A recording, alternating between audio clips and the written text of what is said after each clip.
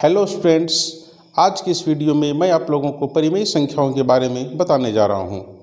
लेकिन परिमेय संख्याओं को जानने से पहले हमें पूर्णांकों के बारे में जान लेना आवश्यक होगा। तो आइए मैं सबसे पहले आपको बताता हूं पूर्णांक क्या है।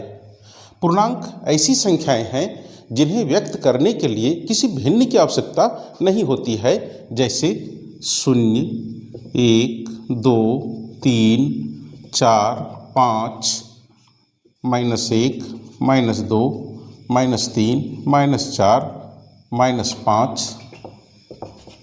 ये सभी पूर्णांक हैं। शून्य से बड़े पूर्णांक को हम लोग धनात्मक पूर्णांक कहते हैं और शून्य से छोटे पूर्णांक को ऋणात्मक पूर्णांक कहते हैं। शून्य ना तो धनात्मक होता है ना ही ऋणात्मक होता है। अब आइए हम लोग समझते हैं परिमेय संख्या क्या है।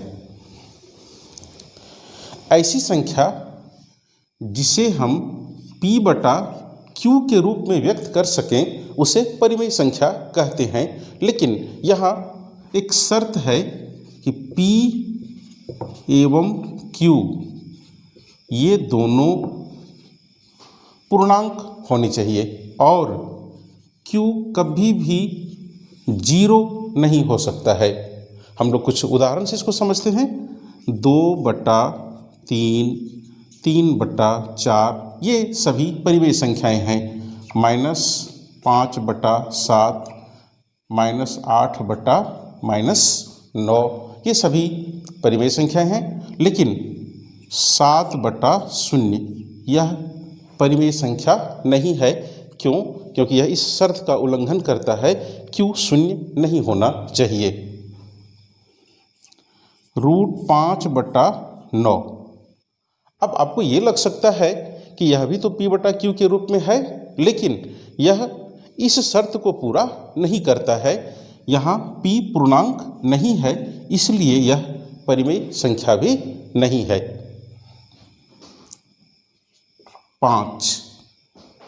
5 एक परिमेय संख्या है।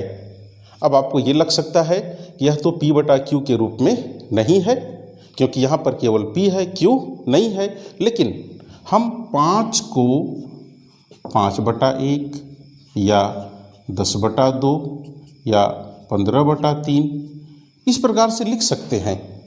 तो यह P/Q के रूप में व्यक्त किया जा सकता है, इसलिए 5 एक परिमेय संख्या है। अब शून्य के बारे में आपका क्या ख्याल है? हाँ, सही सोचा आप लोगों ने। शून्य भी एक परिमेय संख्या है, क्योंकि हम शून्य को भी P/Q के रूप में लिख सकते हैं। लेकिन यदि हम 0/0 लिखते हैं तो फिर यह परिमेय संख्या नहीं होगी। धनात्मक परिमेय संख्या एवं ऋणात्मक परिमेय संख्या, आइए अब हम लोग इसके बारे में जानते हैं। ऐसी परिमेय संख्याएं जिसके अंश और हर दोनों का चिन्ह समान हो उसे हम लोग धनात्मक परिमेय संख्या कहते हैं। जैसे 7/9, यह भी धनात्मक है, यह भी धनात्मक है, इसलिए यह धनात्मक परिमेय संख्या है। -8/-9, यहाँ ऋणात्मक, यहाँ भी ऋणात्मक, तो यह धनात्मक परिमेय संख्या है। अंश एवं हर दोनों का चिन्ह एक जैसा होगा तो फिर वह परिमेय संख्या धनात्मक होगी। लेकिन अगर दोनों में से अगर किसी एक का चिन्ह अलग हो, जैसे -5/7, तो फिर यह धनात्मक परिमेय संख्या नहीं होगी। ऋणात्मक परिमेय संख्या, यदि अंश और हर दोनों का चिन्ह अलग अलग हो तो उसे हम ऋणात्मक परिमेय संख्या कहते हैं। जैसे 5/-9, -7/10, ये ऋणात्मक परिमेय संख्याएं हैं। लेकिन अगर हम इस तरह से कोई संख्या लिखे हैं -7/-15, तो यहाँ दोनों में माइनस चिन्ह दिख रहा है, लेकिन यह ऋणात्मक परिमेय संख्या नहीं है। समतुल्य परिमेय संख्या, एक परिमेय संख्या के अंश एवं हर में एक ही संख्या से गुणा या भाग करने पर प्राप्त संख्या दी गई संख्या के समतुल्य होती है। जैसे 2/3 एक परिमेय संख्या है, इसके अंश एवं हर दोनों में हम 4 से गुणा कर देते हैं तो हमें प्राप्त होता है 8/12। तो 2/3 और 8/12 दोनों समतुल्य परिमेय संख्याएं हैं। 10/20 हम दोनों में 5 से भाग दे देते हैं, हमें परिणाम प्राप्त होता है 2/4। तो 10/20 एवं 2/4 समतुल्य परिमेय संख्याएं हैं। परिमेय संख्याओं की तुलना अर्थात पता करना कि कौन सी परिमेय संख्या बड़ी है और कौन सी परिमेय संख्या छोटी है। धनात्मक परिमेय संख्याएं शून्य से हमेशा बड़ी होती हैं।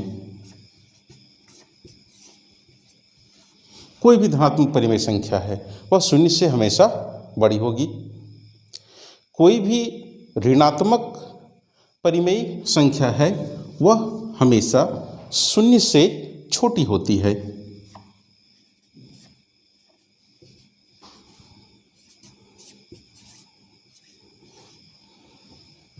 ऋणात्मक परिमेय संख्या हमेशा शून्य से छोटी होगी। कोई भी धनात्मक परिमेय संख्या ऋणात्मक परिमेय संख्या से हमेशा बड़ी होती है।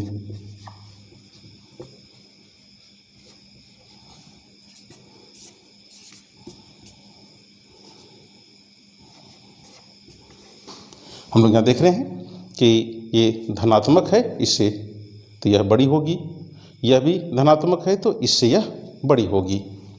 लेकिन यदि दो परिमेय संख्याओं में दोनों धनात्मक हो या दोनों ऋणात्मक हो तो उसकी तुलना हम कैसे करते हैं।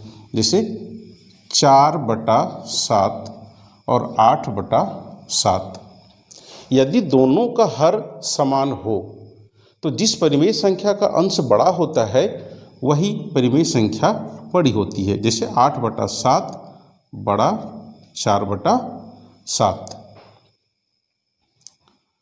-5/12 एवं -9/12, दोनों में हर समान है, जिसका अंश बड़ा वह परिमेय संख्या बड़ी होगी। तो -5 -9 से बड़ी है, इसलिए -5/12 भी -9/12 से बड़ी होगी। यदि हर समान नहीं हो तो तुलना करने के लिए हमें हर को बराबर कर लेना होगा। जैसे 1/2 एवं 2/3, यहाँ दोनों का हर अलग अलग है तो इसमें तुलना करने के लिए हम लोग पहले हर को बराबर करते हैं। आप पहले भी इसको पढ़ चुके होंगे कि हर कैसे बराबर किया जाता है।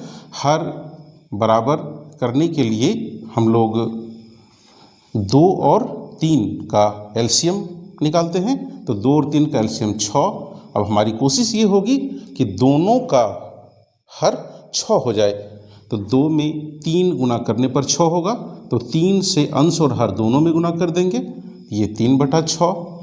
3 में 2 से गुना करने पर 6 होगा, तो अंश और हर दोनों में 2 से गुना कर देंगे, ये 4/6। तो देख रहे हैं कि 4 और 3 में 4 बड़ी है, अर्थात 4/6 बड़ी है, अर्थात 2/3 1/2 से बड़ी है। यह का मानक रूप। कोई भी परिमेय संख्या मानक रूप में है या नहीं, इसकी 2 शर्तें हैं। पहला,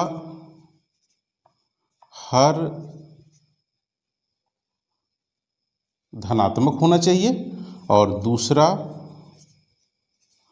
अंश एवं हर का HCF 1 होना चाहिए। अर्थात ऐसी परिमेय संख्या जिसका हर धनात्मक हो और अंश एवं हर का HCF 1 हो तो हम उसे मानक रूप में कहते हैं।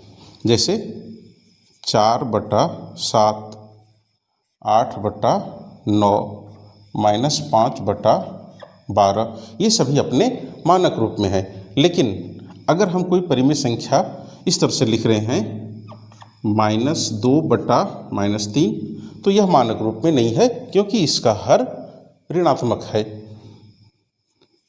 10/15 यह भी मानक रूप में नहीं है क्योंकि इस दोनों का HCF 1 नहीं है, ये मानक रूप में नहीं है।